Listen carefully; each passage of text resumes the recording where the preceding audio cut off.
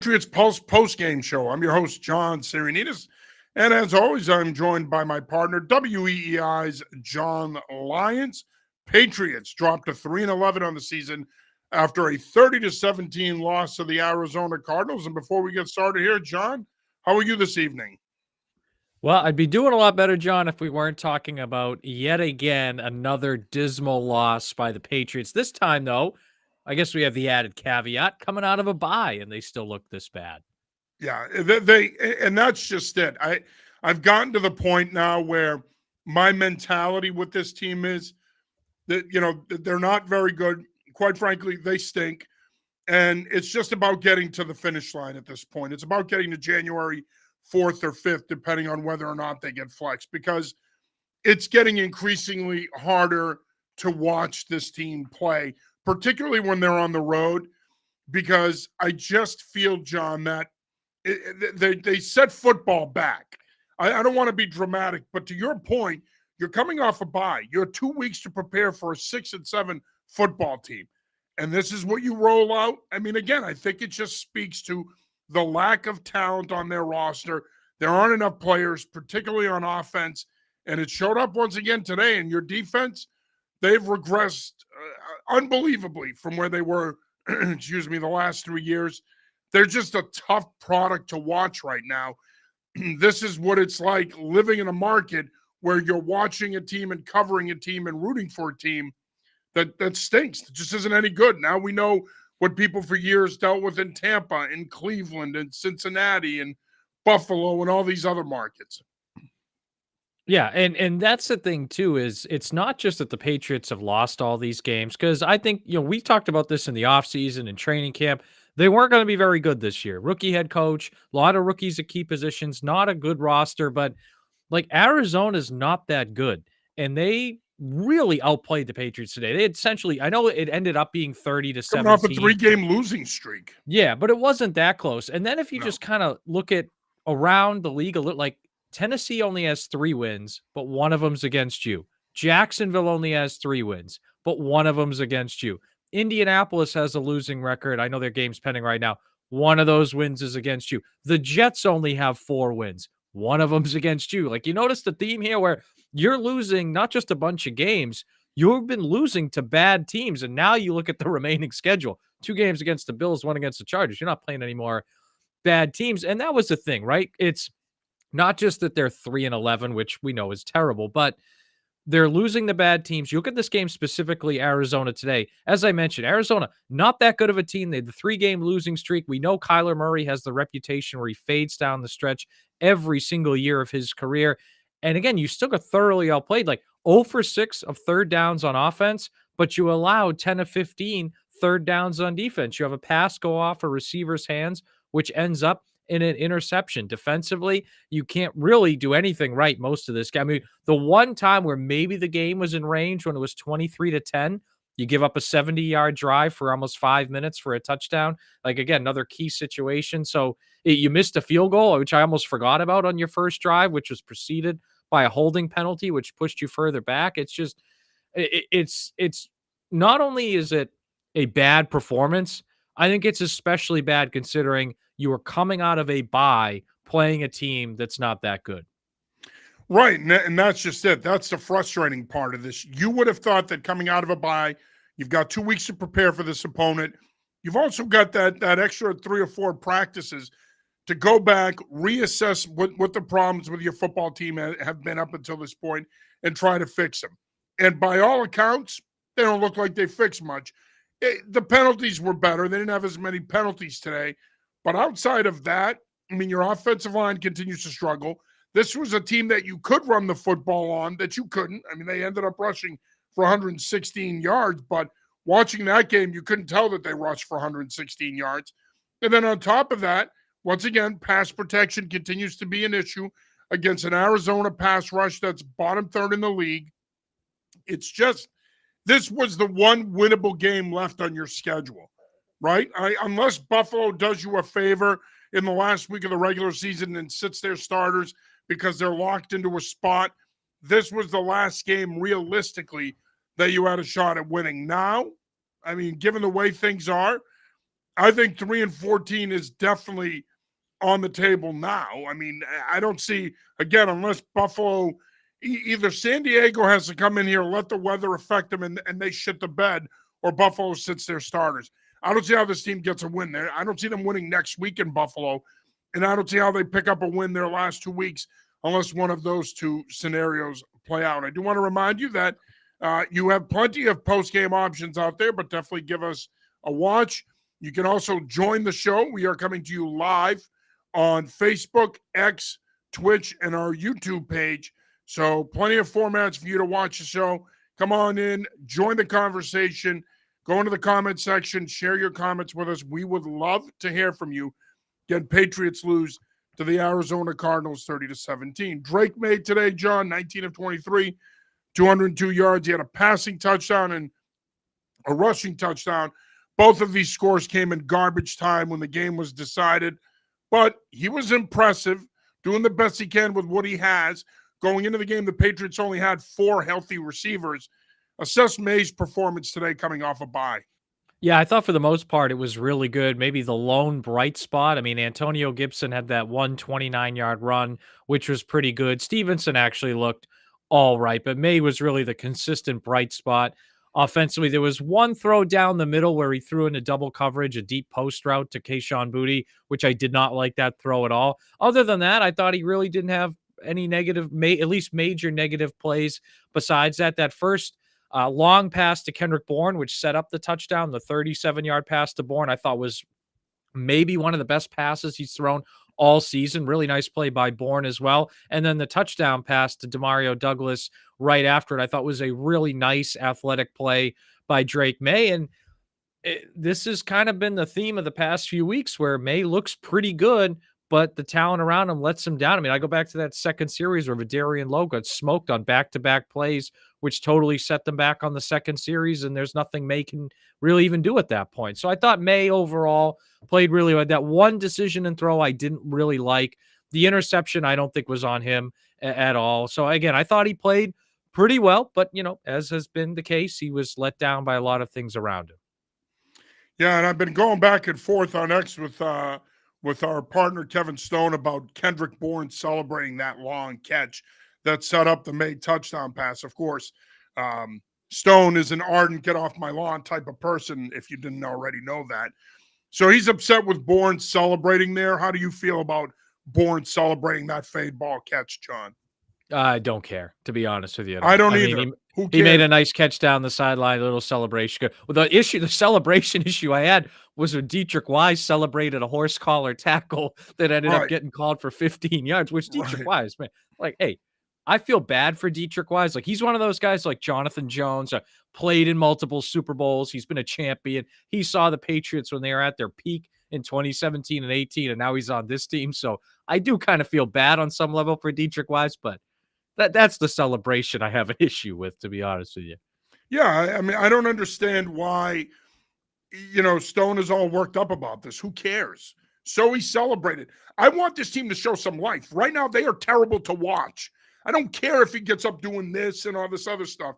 Who cares? I want them to show some life.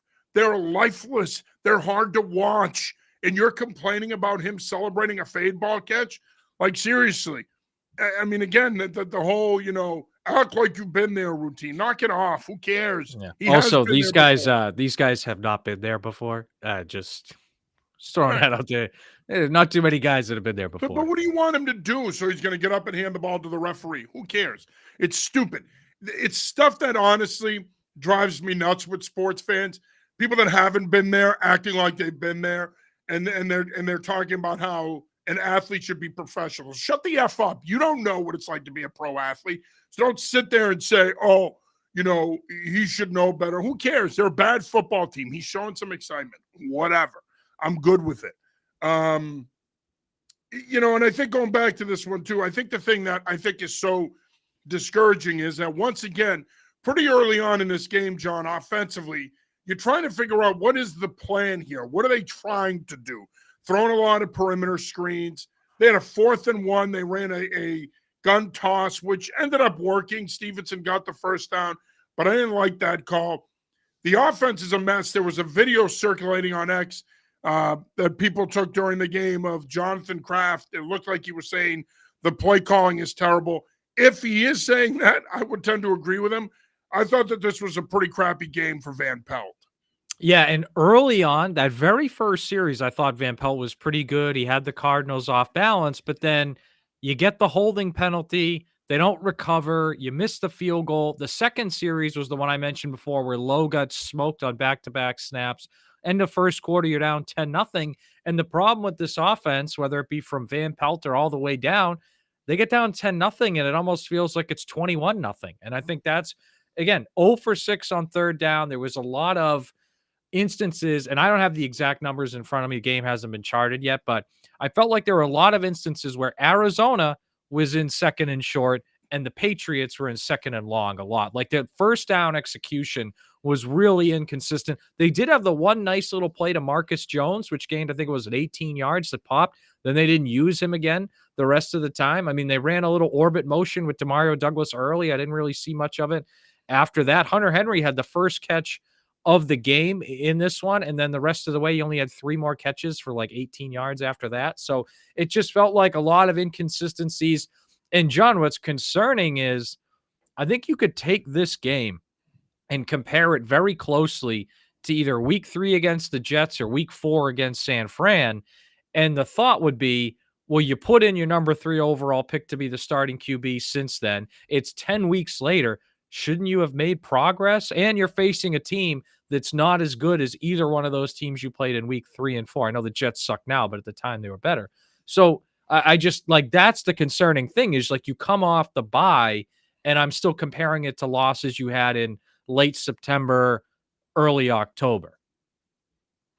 Well, and I think the other thing here that's important to note is the regression of the offensive line, right? Like there was a point about 6 weeks ago when the conversation was, do they need to take an offensive lineman with their first round pick? Do they need to be that active in free agency up front? Maybe Fadarian Lowe is their left tackle of the present and the future. He has since regressed ever since the game where he caught the touchdown pass. I don't think he's been very good. Got off to a rough start today. I think he's reinforcing what we've all felt, that they are at least 3 offensive linemen away from being able to consistently protect Drake May. And then, of course, the receiver piece. I mean, again, you look at the numbers, you had 202 receiving yards, but Kendrick Bourne, 3 for 44, Hooper, 3 for 38, and Gibson, 2 for 31. It's just, there isn't a guy there. There isn't. Jalen Polk targeted 1 time total. Jalen Polk targeted 1 time, no catches, no yards. Pop Douglas had 3 for 11 in the touchdown. We need to stop pretending that Pop Douglas is going to be the answer that cures all their ills on offense. He's not. He's at best, at his very best, if you have a good 1 and a 2, he could be a 3rd receiver, but he's more than likely a 4th receiver. And in this league, quite frankly, he's probably a 4th receiver and a kick returner. Marcus Jones gets 1 touch in this game. It ends up being a pretty nice play. He had 1 reception for 18 yards. But as I tweeted out, you've got to start scripting 12 to 15 touches a game for this guy. If you want to be competitive here in the last month of the season, this guy should play more on offense and you should get him touches. So once again, I think we're seeing a lot of what we've seen all year with this offense, where not a lot of creativity, not a lot of deception, not a lot of misdirection, not a lot of putting players in position to succeed. It's very much what you see is what you get. And it brings me back to a conversation that you and I had a couple of weeks ago. When this is all said and done in 3 weeks, and we start to think about where does this team go moving forward? And we're both coaches. I hate talking about coaches and their jobs, but based on what we're seeing here, and I'll take it a step further, based on what we're seeing here, is Alex Van Pelt coaching for his job here in this stretch here this last month? I think so. And look, Van Pelt's number 1 responsibility this offseason and season was to develop Drake May, and he has done a really good job of that. Now, it's also been TC McCartney, I think a little bit of Ben McAdoo, but Van Pelt has done a good job of that. However, I mean, how many times are they going to get out schemed or slow to adjust or have things not built? And it's one thing to just say that, but like I mentioned that Jets loss in week 3. Remember they came out and ran a bunch of play action passes in that game, and when they weren't working, they still kept doing it. Like there's things like that that kind of keep happening week after week after week, which is I don't know, like and I'm on the ones what I will say is like Hunter Henry's been here, what, 4 years, and he's on his 4th offensive coordinator. You don't want to just keep swapping out OCs. But if you can get an elite type OC like a Brian Dable or Josh McDaniels, not that he would actually come back, but a guy like of that stature, Lincoln Riley wants to leave USC and become the OC of the, but like if you could get something like that, and I know we've talked about that a little bit before, then I'd make the move. But if you're going to make the move and you get somebody of similar quality, I don't know if it really matters. Like, and that's the issue is who's the alternative? Because I don't think Van Pelt's done enough to say, hey, he should definitely stick around. I don't even think Covington's done enough to say he should necessarily stick around. But you look at who's the alternatives here, and it's just again, I mentioned that Jets game, in week 3. That's the one that stands out to me. But you look at the bad play calling near the end of the first half against Seattle, near the end of the first half against Miami, the whole second Miami game for the most part. Like, it's not just one time. It's these things kind of add up quite a bit. Even that Rams game that you competed, you were in that game, but it felt like you missed some opportunities in that one. So I don't know. I would say I think he's coaching for his job, but for me, it would depend a lot on who the alternative is. Yeah, and you mentioned DeMarcus Covington in the defense, struggled once again, gave up 30 points. Arizona rushed for 163 yards, 110 of those were James Conner. He had 16 carries, 110 yards, and 2 touchdowns. He averaged 6.9 yards a carry. So he had a really good day at the office, if you will. Kyler Murray, 23 of 30, 224 yards, no touchdown passes, no picks, passer rating of 97.1. They did a pretty good job of containing him. They didn't really let him run around and extend plays. He did force a bad ball for a pick that got called back because of a roughing the passer on Anthony Jennings. But overall, the defense continues to struggle. Another bad performance for this side of the ball. You had crunched some numbers during the bye week comparing this Patriots team statistically on offense and defense to last year. And what's remarkable to me is defensively how much worse they are. And I know people have talked about is that the Belichick effect, him leaving, and I think that that's part of it. But the numbers don't lie. This defense has really, really regressed this year. And it does beg the question, do you make 2 coordinator changes this offseason if you're them potentially? It's a fair question. We all like DeMarcus Covington, but the defense has not been very good this season, especially of late. And I could see them maybe defensively, if they keep Covington, bringing in 1 or 2 guys that have been coordinators before to be position coaches or consultants or something like that. But they need needed to, not to cut you off, John. They needed to do that this offseason. We talked. I agree. I think that somebody was like a mistake. Steve Wilkes was available. Bring in an overseer that's been there that can help you. It's kind of like what you did with McAdoo on offense. Yeah, I mean, even Mike Vrabel's helping out the Green Bay Packers, right? Like you couldn't have given him, and I know he was in consideration for head coach, but like it's like you look at this defense, like coming into today. Last year they were 5th in the league in the red zone. This year they're 23rd. They were, I think, 6th on third down last year. Now they're 21st. Like you can tell me with Bill and Steve Belichick on, there's going to be a drop off, but a drop off is say going from 6th to 11th or 12th, not 20th. I mean, last year they were 9th in DVOA. This year, 31st. Like that's not a drop off. That's going through the floor. And that's been a problem here is even in those games where your offense has played well enough to win, like I think of the Colts game, your offense probably played well enough to win. Even in part the Seattle game, even though I have some criticisms there, your defense has let you down. I mean, the Tennessee game, I thought your offense played poorly, but your defense also gave up a huge drive at the end of that game, another one in overtime. I mean, it's not just, okay, your defense gave up 30 points against the Cardinals. It's The Cardinals are 10 of 15 on third down. And this happens all the time. Your defense is near the bottom of the league in third downs, near the bottom of the league in the red zone, near the bottom of the league in forcing turnovers. They give up chunk play. Remember after the Rams game, John, when we found out that on the 10 Rams drives, they had a chunk play early in the drive on 8 of them? I mean, like, it's unacceptable, that type of stuff, especially when your defense, for as bad as your offensive talent is, your defense has some legit players on that. Like Christian Gonzalez is an all-pro player. Jonathan Jones is a multi-time Super Bowl champion. Christian Barmore is back now. And by the way, no impact today from Christian Barmore, but he's back at least with the team. Like, you have Devon Godchaux is a good player. You have good players on that side of the ball. In some cases, great players. And the unit's been worse. I mean, look at the drop off in Kyle Duggar. This is a dude that was a Huge second round pick, a not rookie of the year candidate his rookie year, but was one of the better rookies in the league, if you will, was a good player for a couple of years. And then it's like Devin McCourty retires. All of a sudden he starts to regress a little. They give him a contract extension this offseason, and now he's been way worse. It's just that, to me, that's the thing, is that's the one part of their team that has good players. And even in the secondary, experienced coaches, and it's just been worse. Yeah, and I think that's just it. It's not. That's the frustrating part, that there are pieces there on defense. There is talent there at all three levels. When people complain about the defense, it amazes me because they talk about how there's all these other teams around the league. Nobody's playing really good defense this year. Can you think of a dominant defense in the NFL this year? Realistically, I mean, maybe Kansas City. I mean, they've been pretty good. They have not been very good of late. Yeah, right. Yeah, that's fair. I mean, Tennessee has a top 5 defense, and they suck.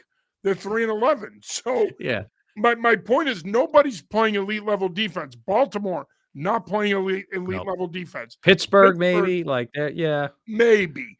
But again, even them. I mean, my point is, even if you want to get picky here and say there are 4 or 5 examples of defenses playing at an elite level, that's fine. That's only 4 out of 32 teams. My point is, the Patriots have the talent that they could play top 10 defense. Oh, yeah. They're not. And the reality is, that's coaching. And the coaching needs to be better. And I agree with you 100%. I think an overseer, I don't think he makes a change with Covington.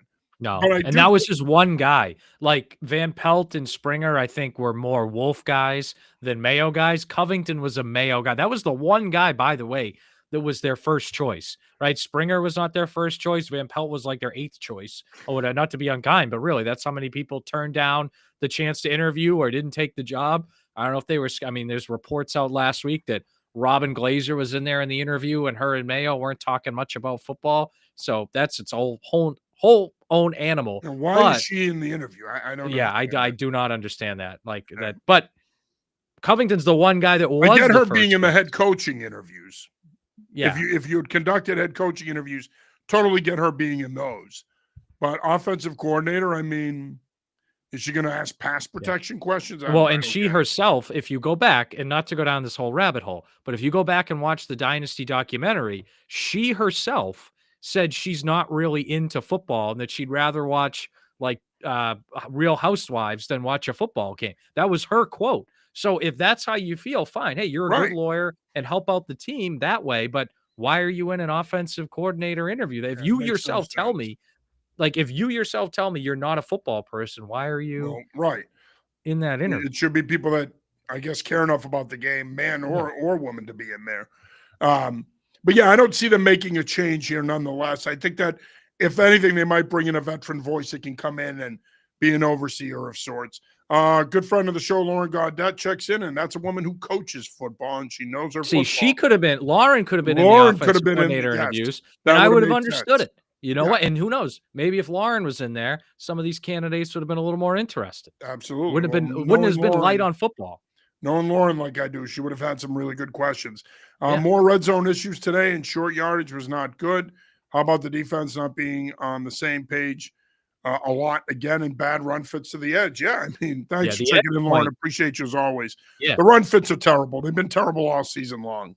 Yeah, the edge point is a good one, because if you remember the Jonah Williams touchdown, which, of course, that freaking guy scores a touchdown. The guy you could have signed to play tackle this offseason and didn't. But On that play, Anthony Jennings forced a fumble, which was a nice play. However, he got beat way around the edge before he forced the fumble. And I think he's one of the better edge players in the league when it comes to the run. I think he just had a poor game today. But yeah, they were not good on the edges. It felt like their defensive line, too, to Lauren's point, just got pushed around, for lack of a better term. They just got pushed around. And again, Jennings is a good player. Godchaux's a good good players getting pushed around. No, I agree. And I think, again, to your point, that's the problem. Lauren checks back in. I'm upset about this defense. A co-DC is now the HC with D-line coach from previous years. The DC feels like someone or a group of people are not in charge on defense right now. Yeah, I mean, I think there could be some validation to that. Lauren also says, appreciate the shout out, guys. Yeah, no problem. We appreciate you joining the show as like I said, I'll take her over Glazer in the OC interviews. So, that's right. I think we've drawn a line in the stand. Yeah, but I mean, to Lauren's point, and we've talked about this a lot, probably we sound like broken records, I feel like, but again, all the new people in new positions. Like before, Mayo and Steve Belichick could come up with a game plan with Bill overseeing it, and Covington had the defensive line locked down. Now, two of those guys are gone. Mayo can't just work on defensive game plans anymore. He's going to be the head coach. Covington can't just right, and Covington can't just focus on the D line. He's got to prepare the whole defense. I mean, it's a lot. And look at the defensive staff. Pellegrino is a legit coach. Brian Belichick is a legit coach. But Covington is his first year as DC. I think he could be good, but it's his first year. Donta Hightower's in his first year ever coaching your linebackers, and your linebacker captain and Bentley got hurt in week 3 or whatever it was. So that's the thing. Like a lot of new guys offensively, right? Van Pelt, essentially a rookie, but look deeper than that. How long has TC McCartney really been a quarterback's coach at a high level? Tyler Hughes, how long has he been a receiver coach at a high level before? I mean, it's Scott Peters was an assistant O-line coach. To my knowledge, you correct me if I'm wrong, John, I don't think he's been the lead O-line coach anywhere before. This is a lot of time. Yeah, a lot of new guys at new positions. So it's one thing to plug in a handful of new guys here and there, but when you have this many, I think can't be surprised to see some of the things that you're seeing, I guess. And looking ahead to the final 3 weeks, the Bills are about to put the finishing touches on a 48-35 win over the Detroit Lions. That's a great win for them. It's a big win for them, and I think it reinforces what I said about Detroit, and I've said it all year. I still don't think Detroit is the best team in the NFC. I know a lot of people love them, the whole Dan Campbell story and his post-game locker room speeches, and everybody's rooting for them, but this is proof of that. I think if Philadelphia can beat them. I know they've beaten the Packers twice, but I think the Packers can beat them in a playoff game. Like, when I look at this Detroit team, there's something missing there. I don't think that they're it in the NFC. I'd be surprised if they come out of it. They very well could. I wonder if this loss is a good thing for them, because I think and look, everybody loves aggressiveness. I get it. They were too aggressive with so many 4th down decisions and all this and that. They lost a game today where they went for an onside kick they didn't need to go for. Maybe that tells them, okay, I got to pull back. We'll see if they learn the lesson, right? To pull, because they are talented enough to win the Super Bowl. And I think they have a lot of the pieces to win the Super Bowl, but they haven't been there before. They haven't done it before. Do they get in their own way? Whereas a team like Philly, I know it's been a little while, but in 2017, they won the Super Bowl. 2 years ago, they were in the Super Bowl. You wonder, does that catch up with that? I mean, even Minnesota, a lot of those guys haven't done it, but you have Brian Flores at DC, who's won multiple Super Bowls, one running a defense. That's the Detroit thing that I would keep an eye on. Won a Super Bowl with the Rams. Yeah, fair enough. Right. Yeah. So I forgot about that. Right. So that's what I worry could catch up with them a little bit. Yeah, no, I think it's a valid point. And the Tampa Bay Buccaneers, this sucks for me from a fantasy standpoint, hung 40 on the Chargers today in a 40-17 win. So the Chargers starting to fade here. Lost to Kansas City last week, blowout loss at home today to the Bucs. They could potentially be vulnerable here when they come here on December 29th, although that game could be flexed to Saturday, December 28th.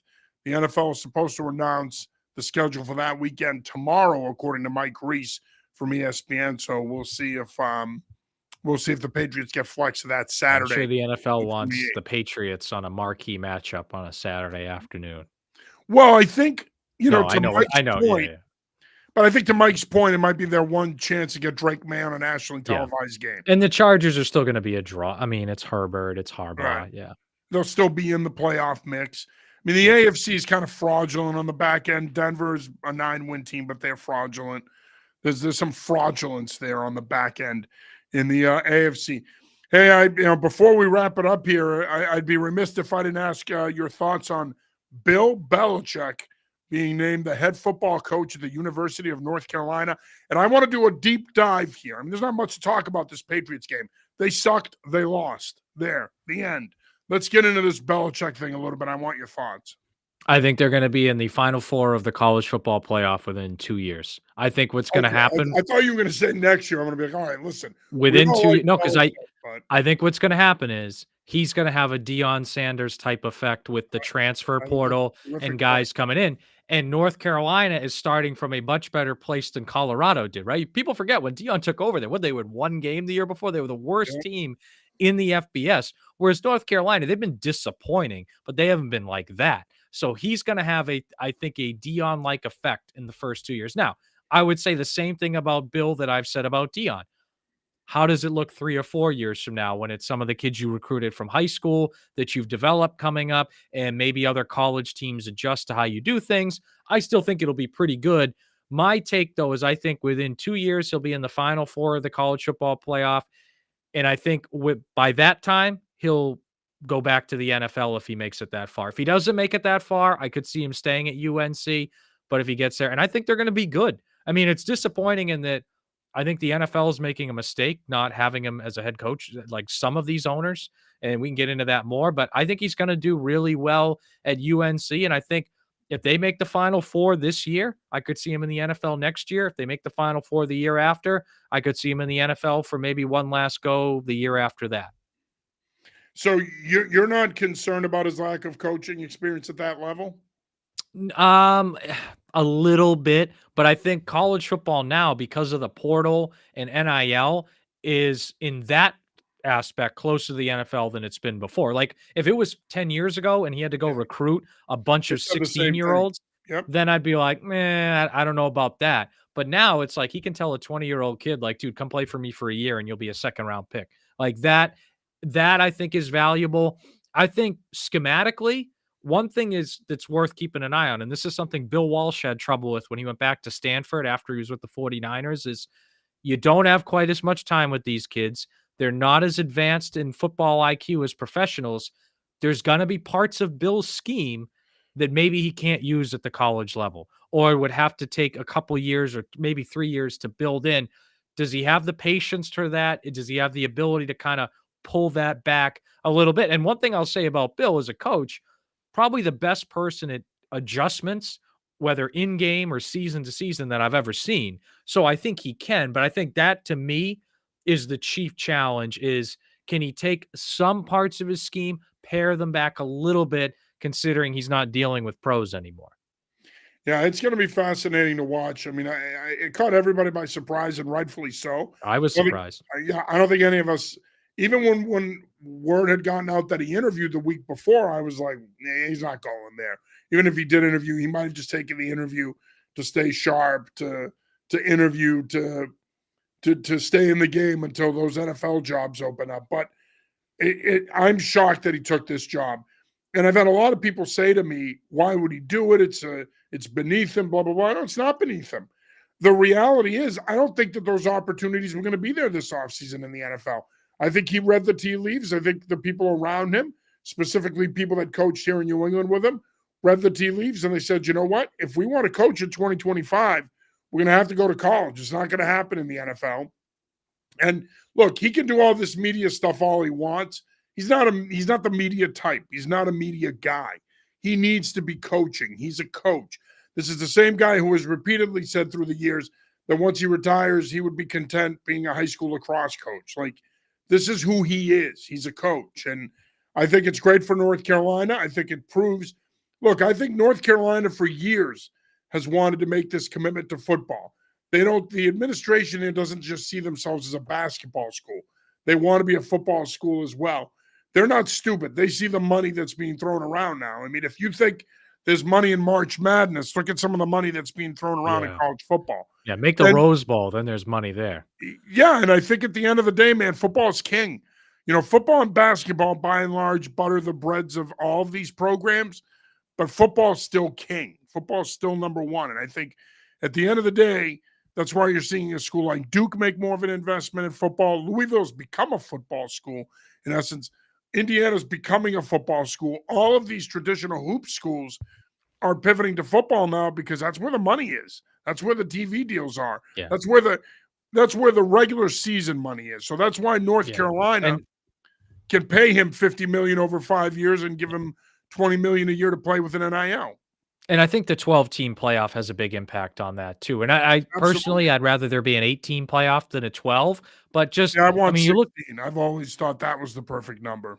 So, but you look at a team like SMU in a 4-team playoff, they'd never have any hope of making it. Nope. Now with a 12-team, they're in. But that's the thing. A lot of teams probably looked at the 4-team playoff and said, "Are we going to be better than Georgia, Bama, Michigan, and Ohio State and Texas? Because that's 5 right there for 4 slots. Are we really going to be? Now we just got to be one of the best 12 in the country." There's a lot of teams that a year ago the playoff was probably out of reach, or maybe they'd get there once a decade or something like that. Now it's like, no, we can get there. We can make the playoff. I mean, you look at Miami and how great a year they had. They didn't make it, but they can sit there and say, you know what? Next year we should be in the playoff.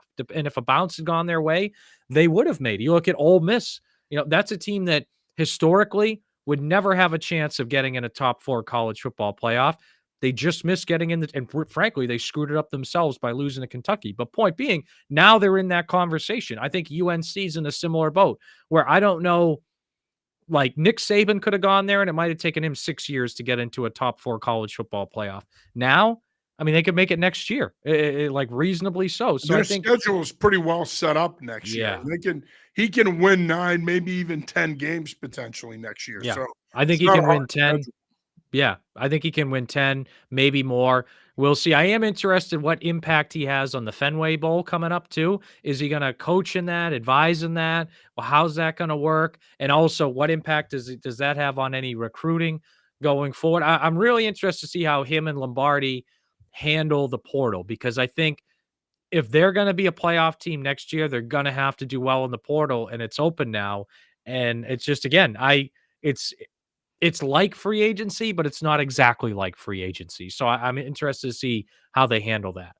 Man, if they announce this week that he's coaching in that bowl game, and I already kicked it over to our buddy Ryan Barry, I'm not going to be happy with myself. Of course, and there might be a Patriots game on at the same time if that Pats game gets flexed. But I don't see him doing that.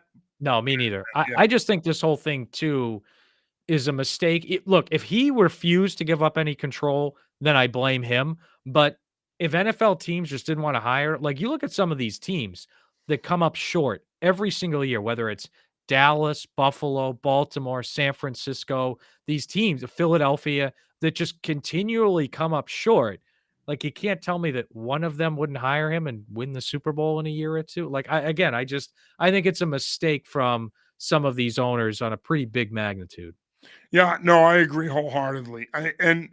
Unless he has openly said that he wants total control, I don't see how at least 2 or 3 of these teams that are going to have openings don't interview the guy. It just it makes no sense to me. And again, going into it, he's going to be a short-term fix. Don't think Bubba Cunningham, the AD at North Carolina, doesn't know that. He knows that. He knows this is a short-term thing. He knows that Belichick's not going to be there 5 years from now, 6 years from now. Yeah. But it's about getting the program on good footing and building it and laying a foundation so that it can be strong after Belichick. And even in college football now, it's so much more short term, than it used to be. Look at Michigan. They won the national title last year. Not that good this year because, again, Harbaugh left, J.J. McCarthy left, and other teams outspent them in NIL in the portal. So I think college football, you can think a little more short term now than maybe you could 5 or 10 years ago. And in case you're wondering out there, I believe the next time they're going to play Boston College is 2028. So I don't think we're going to get Belichick versus O'Brien, which would they do play at Syracuse, though, I think next November. So at least it's a game in the Northeast if you're looking to go out there. Yes. Any real quick before we go, any thoughts on who might be on his staff? So I think Lombardi's already announced. I think Patricia's definitely going to be part of it. Josh McDaniels is the guy I wonder because I don't know if he's going to want to uproot his family again, but he would be the natural fit at OC. So I am fascinated by who Bill has as OC. I think Patricia's going to be like an assistant head coach type role. Steve Belichick will be the DC. Who knows? Maybe you'll have Patricia run the offense and then win a national championship together and do the parade down Patriot Place right after. I don't know. But I definitely think Patricia will be on the staff. Steve Belichick will be on the staff. So we'll see. I wouldn't I be don't think surprised. Matty P is going to be coaching the O. I'm just going to go out on a limb there. Yeah, probably not. He'll bring Skonecki out of retirement for the O line. But yeah, I knew that was only a matter of time. I knew Yeah. it. Yeah, the EI call. Yeah, Lions. yeah, What do you think? Ivan Fear's got the running backs. Yeah. What do you think of Matty P running the spread? Yeah. You know what, though? I think it would be hysterical if Matty P was the OC and they won a national championship. Like that would, it would be that, comedy gold. that would be, And I we got to could, tell you, Mac Jones is validating what some people have said, that it wasn't all his fault. I just got to say, I look, said that 2 years ago. I didn't think it was all Matty P, but hey, my take 2 years ago, and I stand by it, is I thought Patricia and Judge were bad, but independent of that, Mac Jones was also bad. And I think that's, I stand by that from 2 years ago. As a victim, and Yeah. he's not doing anything with the Jaguars this Hey, year. just saying the Matty P offense is the best one they've had in the last 3 years. You take that whatever way you want to take it, but the last it's Say what you will, the last 3 years, that's been their best offense. That was the last time they approached 20 points a game. So, I mean, it's whether you like that or not, that's the truth, and the truth hurts. It is. Yeah. Yeah. All right. Well, that'll do it for this week's episode of the Patriots Pulse post-game show. Patriots once again losing to the Arizona Cardinals 30-17. They drop to 3-11 on the season. They come back home in 2 weeks to take on the Chargers. Next Sunday, they're in Buffalo. We'll be joining you after that game. For John Lyons, I'm John Serenitas.